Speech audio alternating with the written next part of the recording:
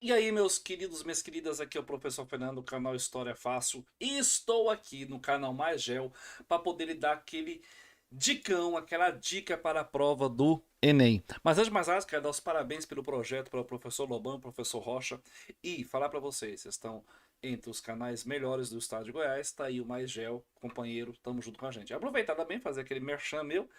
Vai lá no canal, canal História Fácil, faz sua inscrição e participe lá das minhas lives de história, beleza? Lobão Rocha, parabéns pelo projeto, um abraço para todos os professores que estão aqui envolvidos. E lá vai a minha dica para a prova do Enem. Bem, Clarinha, quando falamos a prova de história, nós temos que observar, primeiramente, que não existe um manual para fazer essa prova. Afinal de contas, meu companheiro, minha companheira, meu querido, minha querida, essa prova envolve algumas coisas que a quem não conhece é chamada de taxonomia de Bloom. Ou seja, alguns verbos irão cair que você já viu, se já respondeu e com certeza vai entender que faz parte da prova. Como, por exemplo, lembrar, significa colocar elementos junto com o objetivo de criar uma nova visão, compreender, relacionado a realizar julgamentos baseados em critérios, aplicar, relacionado a dividir a informação em partes relevantes e irrelevantes, analisar, relacionado a executar ou usar um procedimento numa situação específica, avaliar, relacionado a estabelecer uma conexão entre os novos e conhecimentos previamente adquiridos, e criar, relacionado a reconhecer e reproduzir ideias e conteúdos. Mas, professor, por que você está começando seu dicão com a taxonomia de Bloom? Para você entender que todo o ensino médio você já estudou, você já se preparou para todas as provas desse primeiro dia e do segundo dia constantemente. Porque a prova do Enem, meus queridos, é baseada em habilidades e competências. E dentre todas as habilidades e competências, um dos assuntos principais que nós podemos pensar é justamente o assunto, primeiramente, que envolve a figura da representação e o chamado patrimônio cultural. Quando falamos de patrimônio cultural, estamos falando de tudo aqui que está vinculado à cultura, que está vinculado à memória, que está vinculado às manifestações culturais. E aí eu te garanto, nessa prova que você vai fazer, provavelmente vai ter questões envolvendo representação cultural, patrimônio cultural, memória dos povos e manifestações culturais. Professor, mas eu não estou lembrado de como é que funciona isso. Olha só a dica, presta bem atenção. Capoeira, patrimônio cultural imaterial. Faz parte também da cultura afrodescendente da nossa cultura brasileira. Além disso, não podemos esquecer das danças indígenas. O modo de viver dos povos indígenas pode ser um assunto da prova, sim. Lembrando que os indígenas são classificados de acordo com o seu tronco linguístico. Eram os primeiros povos que habitavam aqui o Brasil. Eram os primeiros povos que nós temos aqui nossa herança, né, cultural. Além disso, a herança cultural na tapeçaria, na pintura, tá? No hábito de comer, no hábito de alimentar. Tudo isso faz parte do que? Da memória cultural dentro do patrimônio histórico. As cidades também fazem parte desse patrimônio, também faz parte dessa herança cultural que o ser humano vai criando e vai deixando, e aí está na figura da memória. Belezinha? Então, primeiro assunto é o que? Patrimônio cultural, representação cultural, cultura, memória e manifestações da cultura. Tudo isso dentro daquela questão de que de você lembrar o que vem a ser cultura. Fechou?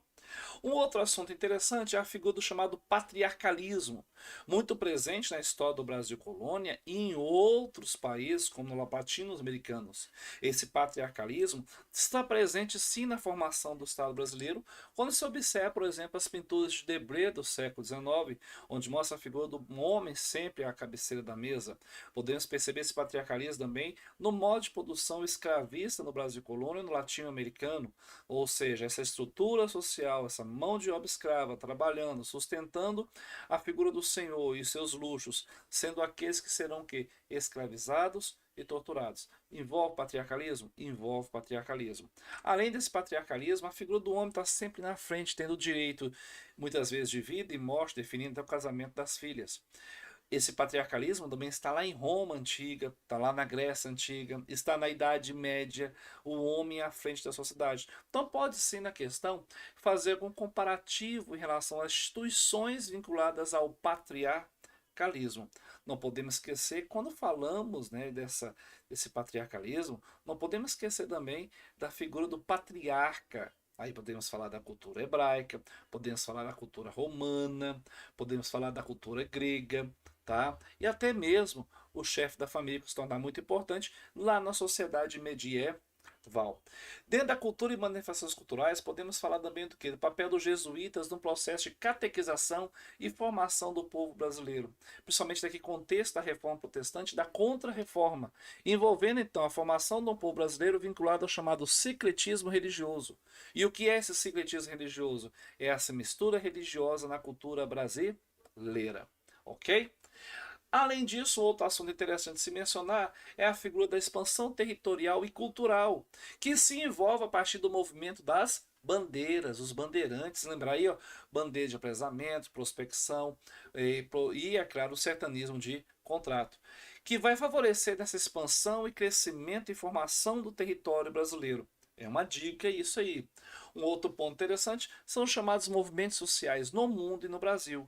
No mundo, não podemos esquecer que pode-se cair a corrente iluminista e seus pensadores iluministas, entre elas Montesquieu, John Locke, Rousseau, Voltaire, e o fenômeno das chamadas revoluções desses movimentos sociais no mundo, como desde a Revolução Industrial, eu acho que vai cair coisa vinculada à Revolução Industrial, tanto a primeira quanto a segunda, a Revolução Inglesa e a Revolução Francesa.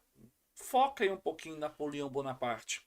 E, é claro, na Declaração dos Direitos do Homem e do Cidadão, que está também premiada em todas as formações de leis até então organizadas e feitas, tá? A partir do século XVIII, XIX e XX. No Brasil, movimentos sociais como movimentos do campo, como o movimento de Canudos, o Cangaço, o Contestado, Revolta da Vacina, Revolta da Chibata, são todos movimentos o quê? Sociais que podem ser divididos em movimentos urbanos e rurais. Tem um tempo que não cai na prova, mas vai que cai, né? Mas é bom dar uma olhada, fazer um comparativo, um quadro resumo, fazer um flashback desses movimentos sociais, contrários especialmente às oligarquias dominantes, a exploração de terra, a desigualdade social. E é claro, quando falamos de Brasil, esses movimentos sociais vão bater de frente com o quê? Com aquela chamada política do café com leite, a política do coronelismo, especialmente, e o chamado voto de cabresto. Ok? Um outro ponto interessante se mencionar é a chamada Era Vargas. E todo o governo de Getúlio Vargas, os 15 primeiros anos de 30 até 45 e de 1950 a 54, enfatizando o quê? O direito do voto das mulheres, todo o período, não vou contar cada um, mas todo o período, efetivando a questão do voto das mulheres, enfatizando a questão da Constituição de 34, enfatizando a questão dos grupos políticos envolvidos, a Ação Integralista Brasileira e a Aliança Nacional Libertadora, o golpe de Estado de 37, através do Plano Collor, tá? O papel do Estado Novo e o DIP como manipulador e alienador do processo de cultura, e 50, fundação da Petrobras, da Eletrobras, posteriormente. Ok? Outros pontos interessantes seria a Primeira Guerra Mundial, 1914 a 1917, os acontecimentos da Primeira Guerra Mundial, o porquê da guerra, quais são os motivos, os fatores. A crise econômica de 1929 pode cair, já caiu algumas questões do Enem, essa questão da crise de 1929, que ocorre devido à quebra da Bolsa de Valores de Nova York. A ascensão de regimes totalitários, nazifascismo. A Segunda Guerra Mundial, em consequência desse processo entre guerras, é interessante que pode cair, que vai de 1939 a 1945. E aí, como falamos de Segunda Guerra Mundial, lembrar da questão dos aliados e do eixo. A Guerra Fria, essa chamada bipolaridade da chamada Guerra Fria, essa disputa de poder entre Estados Unidos e União Soviética. E, é claro, os movimentos culturais no mundo e no Brasil, que é muito interessante, sempre vai estar vinculado à cultura, como o movimento do Tropicália, quando falamos do movimento hippie, estou falando do Woodstock em 70. Construção de Brasília é um assunto interessante, tem tempo que não cai, mas poderia cair. Como é que se formou Brasília, o papel de JK nessa construção da capital federal. Regime militar é um assunto que pode cair em relação aos movimentos de cultura e contracultura, que são movimentos jovens e movimento jovem de 1968. Beleza? Galerinha, é uma dica rápida, objetiva, mas assim, se você focar nesses temas, tem certeza, você vai sair muito bem na prova de domingo, na prova do Enem. Lembra-se, seu maior concorrente é você mesmo. Boa prova para todos, até mais, continua aqui no canal Mais Gel, que tem muita dica aí para chegar para você. Aqui é o professor Fernando, do canal História Fácil. Fui!